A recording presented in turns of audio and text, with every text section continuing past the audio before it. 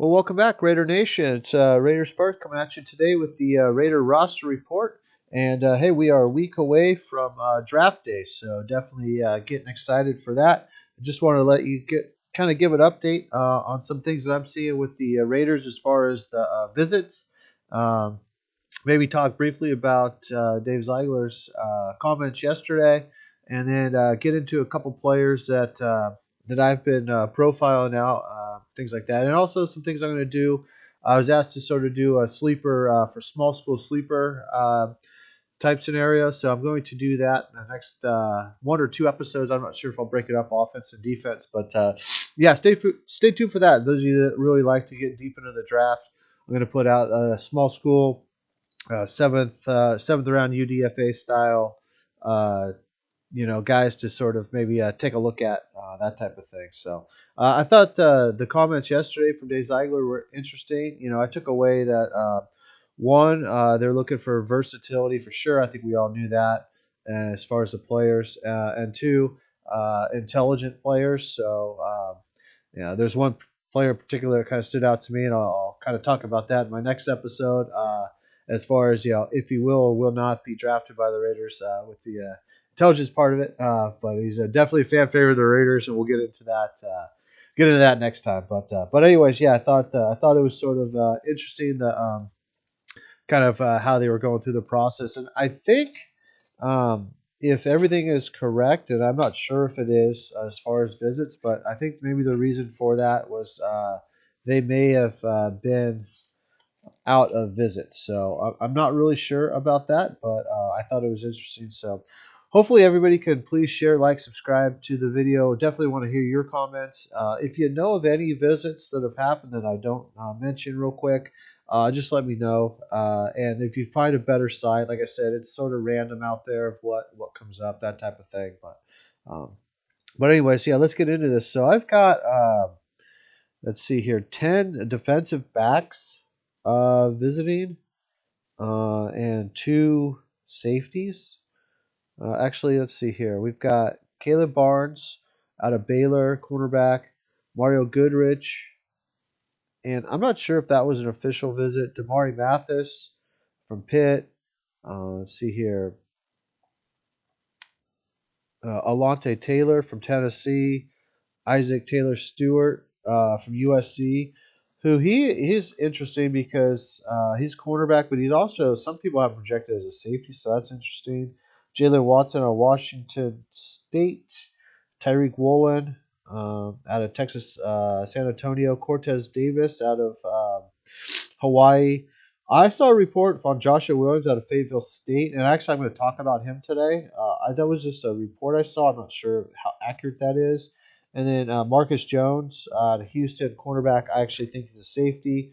Um, so that's 10 cornerbacks. And then safety wise, JT Woods out of Baylor, and then Marquise Bell out of Florida A&M, which I think is also an interesting dynamic because JT Woods is sort of that Swiss Army knife type, kind of plays free safety. Marquise Bell is sort of the same type of a player. Although I think Marquise Bell profiles more as a strong safety and JT Woods as a free safety, but they both can kind of do both, so that's interesting. But what I find even more interesting, in my opinion, Marcus Jones is a safety.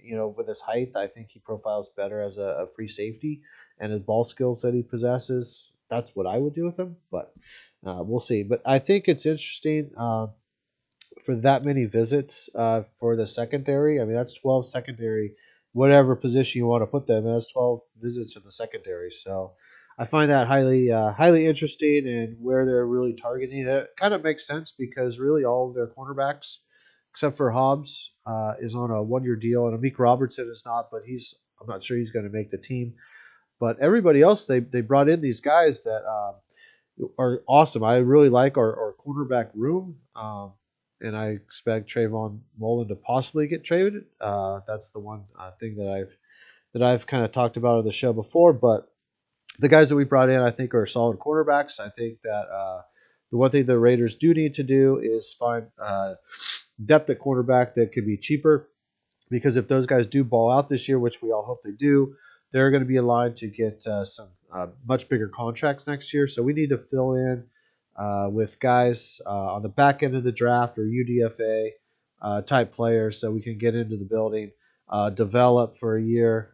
And we don't necessarily need starting cornerbacks, I don't think. But and most of the guys that they brought in are sort of later round draft targets, except for maybe Tariq Woolen, which I don't believe Tariq Woolen would probably start right away. I mean, he's probably a third round pick, but he's got a lot of development to do. He's a terrific athlete, no doubt about it. Marcus Jones, people have him in the third. I think he's more of a fourth or fifth round guy, just because, um, one of his size, and two, there's some development there that needs to happen. But really, I think primarily his focus will be special teams at first. And so these are guys that are going to need development. So we're in a good spot to pick these guys now.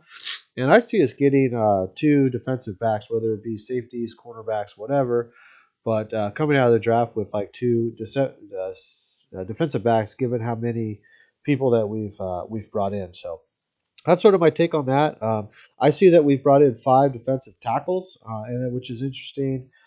Jonathan Ford, Altino Bonia from UCLA, um, Aziz Otoad, I don't know how to say his name, but he's a defensive end out of Minnesota. Jalen Peavy and Devontae Wyatt. And the interesting thing that we really didn't bring in a pure run stopper, I guess. Otino would be the closest guy to that, but a lot of these guys are versatile. Aziz from Minnesota, he's more of a Cleveland Farrell defensive and 3-4 defensive end. Um, Jada Peavy can play up and down the line. Jonathan Ford has the athleticism to play the 1-3 technique. He could probably go out a little further. Devontae Wyatt can play up and down the line. So it's interesting. We didn't really. I know the Raider fans primarily wanted us to bring in a run stopper, but we kind of didn't do that, except for maybe Atino. But I think Atino's a little more athletic than we give him credit for. I think he can definitely play the D tackle or the nose tackle spot for us if we really wanted him to. And so that was interesting. So we brought in 5 for my reporting, or the reporting that I've seen. Defensive tackles, wide receiver. I noticed I saw 5 potential. Eric Ozomkama from Texas Tech. I didn't have him rated all that highly in my rankings. If you haven't seen my rankings, go watch my wide receiver rankings. I rated the top 45 receivers in the draft class. So check that out if you have some time. I went through a pretty thorough analysis on the different receivers in the class. Danny Gray or Eric Zuma, I had him as a number 37 overall receiver. Danny Gray, I had him as a 26 overall receiver out of SMU. Uh, Eric, primarily because of the production and some of the athleticism, was good, but not great. Danny Gray, great athleticism, just Senior Bowl, he couldn't catch. So Christian Watson, I put him at 11 originally, but I've got him much higher now that I've watched a little bit more of him, and his performance at the Senior Bowl was really good. Justin Ross, I'm not sure if that was an official visit or not, but I had him as number 9, and actually sliding. After I watched it a little bit more after his surgery, his sort of decline. And then Semery Torrey out of Nebraska, I had him at wide receiver 8. So all these guys are some of the taller receivers in the draft. So I think you can kind of see we're looking for that Z type receiver. Obviously, we have Devontae Adams as our X. We don't need an X. So we're looking for that Z type receiver. And I think they want length, height, and a certain athleticism to go along with that profile. And so I think that's kind of where we're at with that. Obviously, we brought in Hollins as sort of that sort of that profile to sort of do that. But I think that's the type of receiver that we're probably looking for. And then surprisingly, so wide receiver and defensive tackle sort of tied for the visits from the reporting I'm seeing. And again, you guys might have something else. And if you see something, please comment, subscribe, let me know. Let help you like in the video. I'll get to the couple players I want to highlight here in a minute, but I find it interesting, and Ray the Tape did a great job last night on breaking down tight ends and the type of tight end we're looking for. And so far, to my knowledge, we've brought in 4 tight ends, and it could be off James Mitchell, who I'm not a huge fan of out of Virginia Tech, and neither were they. Isaiah Likely out of Coastal Carolina. There's a good chance we do draft him because he's a very solid pass blocker, which is kind of what we need. I don't know if Foster Monroe's on the fence or what, but anyways, very good blocking tight end, but more than that, he's like more than capable of being a number two tight end and giving you some offense as well. Jelani Woods, who I featured on this show many times, he's one of my top, if not the top. I mean, he's right there with Trey McBride. Personally, I think Jelani Woods is going to be an awesome player. If we got him in the third round, would be fantastic. And then Kate Otten out of Washington. I don't know a lot about him, but I did see that potentially we did meet with him. I do know he's a well-rounded, good athlete, blocker, kind of a Isaiah Likely type, and so those are the kind of guys we brought in. So, and then other than that, we just brought in one linebacker, Jeremiah Moon, who I've already talked about on the show. Two running backs, both Pac-12 guys, Rashad White at Arizona State and Ketone Ingram. So the Raiders have connections to both of those schools. EJ Perry out of Brown, who I think probably the Patriots guys probably got a good look at from being in the Northeast there. Guards, Thayer Mumford and Jeremy Sawyer. That's all we brought in was two guards. And then tackle Bam Olaseni out of Utah, who we've talked about on this show as well. And so I know Raider Nation's really concerned with the offensive line. By the looks of the visits we did, we're not that concerned. So it doesn't look like the Raiders are all that concerned with our line at the moment, given the visits that they've done. So it looks like we're pretty heavily focused in the secondary, especially cornerback. Not as much at safety. D tackle, wide receiver, and tight end seem to be the primary positions that we are heavily looking at. And by my count, that's 30. That's actually more than 30, but some of those I don't know how official they are. So I think we may be done with the visits. I'll keep checking and see if I see anything else, but yeah, we'll go from there with that. And then I just wanted to highlight a couple of players just because I asked to do a small school, and I was going to do include the sixth round, but I decided it was too difficult to do. So I thought I'd talk about just these two players in particular. And since I put this together, SI, SI.com has put out two articles, one with each of these guys linking them to the Raiders. So I found that quite interesting. So we'll see what happens there. And Joshua Williams, I think, had a visit with the Raiders out of Fayetteville State. Personally, I thought he was the best small school quarterback at the Senior Bowl. I think some others would disagree with me on that, but I really found him to be excellent. 6'2", 195, 32 and three quarters arms, 77 wingspan. He's 22 years old. He ran a 4.53, so maybe not the best 40 time, but 36 vert, 10 broad jump, 4.39 short shuttle, 7.02 three count, 11 reps on the bench. Really good. He had 20 solo tackles last year, 3 interceptions, and 9 pass breakups. In 3 years, 5 INTs, 22 pass breakups, 79 tackles, 55 of them solo, and 4 tackles for loss. So really solid player. Smooth back pedal, really fluid hips.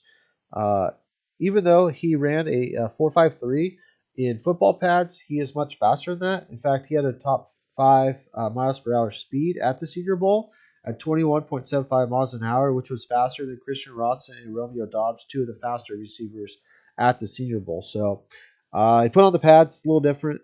He can definitely run, and he's a outside inside cornerback. Um, Again, his issues are footwork. I mean, he can play. He also can play safety. So I know we value position, that type of thing, flexibility. Which Dave Ziegler talked a lot about position flexibility in his news conference yesterday. So he has that, and I think his issues. One, he's a pretty young player. Um, Only 3 years as a cornerback, so he's still sort of learning. But his just footwork issues is all he has. But he's a physical dude. He can play man, he can play zone, he can play do whatever you want. With his footwork and everything else is really good. His pass breakups, I mean, is kind of up there in the country. Like 22 pass breakups in 3 years is really a solid number. And 9 last year is really good. His measurables, his explosion is good. 36 vert, 10 broad jumps, fine. Um, I guess his lateral mobility, that's kind of that footwork issue. How good is he with that is sort of the question. However, he at 6'2", 195, it's actually pretty good. Usually you see the lower numbers with the under 6 foot guys. Stephen Gilmore's so the exception. He's 6 foot and a half. and his three cone and short shuttle are amazing. But Joshua Williams at 6'2" with 32 and three quarters arms and 77 wingspan could get away with a little bit less.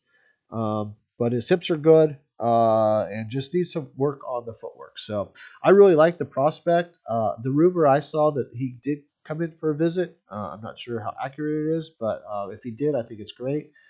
If he's around in, say, the fifth round, I think wouldn't be a stretch since we have two fifth-round picks. I do see the Raiders somehow getting an extra pick in the draft, or whether it be a trade or trading a player, or draft pick, or whatever. So we need more draft talent and UDFA. I think we're at 71 on the roster, so we still have another 19 spots, and we only have 5 draft picks. So definitely see some post free agency because Dave Ziegler talked about that, bringing in extra people during that period of time. But I see us definitely going for the younger players as well, getting more draft picks or UDFA type players. So I just wanted to sort of bring that out. And the other guy that the article came out, and I don't know anything about a visit with him, Jacoby Durant, who I've talked about on the show before, but out of South Carolina State, he played the Shrine Bowl. Was a combine invite as well as Joshua Williams. Joshua Williams did get a Senior Bowl, but also a combine. So Jacoby Durant, 5'10", 180, so a little bit undersized, 30 and three quarters arms. He's he's a smaller type quarterback, so you might say he's a nickel dime type quarterback, which could be true. But he has a 40 of 4.38, which is really good, and a 36-inch vert. So excellent. He was a 2021 MEAC Defensive Player of the Year. So you might say, well, big deal. Well, Darius Leonard, Joe Thomas, and Javen Hargraves are all former MEAC Defensive Players of the Year. So just your Darius Leonard, Joe Thomas. I mean, it's worth a shot right there, right? Is my opinion. So, but very athletic. Last year, 3 interceptions, 12 pass breakups, which was one of the tops in the country. 38 tackles, 2 tackles for loss, 1 sack. So he's definitely around the ball a lot. He's 24 years old, so he's a little bit of an older prospect. And 37 games, 119 tackles, 101 solo, though. So the man, even though he's smaller in size, he can tackle. 7 tackles for loss, 12 interceptions, and 32 pass breakups, which, again, some of the tops in the country. Very, very good player. Linked to the Raiders as well. So, yeah, stay tuned for my next episode. That's all I have for today. I just wanted to kind of cover the visits. I think we might be done with the visits. We were a week away from the draft, so I'll keep watching to see if more people do come in. But we're definitely heavy on secondary, specifically cornerback. Heavy on heavier on receivers, defensive line, uh, specifically the D tackle spot. We only brought in really one true D end, but the D tackles we did brought in can't go out and play defensive end, and we the tight ends, the 4 that I know of. So if you're going to set up a draft plan, I would build it around those positions. That seems to be the theme. Even those players that we brought in may not get drafted by us, it seems to be that if you bring in that many players at those positions, those are sort of the positions that you're probably targeting in the draft. And we'll see how that plays out. It'll give us a feel for how they do their draft process. It's a learning process for us as fans to know how we do our draft process. So I think that'll be somewhat intriguing. We'll see if it holds true or not. And then here's a couple prospects I just wanted to sort of bring to light. Joshua Williams, I think he's a really good prospect for the Raiders, and then Jacoby Durant as well. So, anyways, that's all I have for you today. Next time, I'm going to bring a video out. I might do it in 1 part or 2 parts. I'm not sure yet, but just really small school, diamonds and rough, sleeper type players, and see what you think. But hopefully you like, share, subscribe to the video today, and we'll catch you later. This is Raider Sparks with the Raider Ross Report, and have a great day.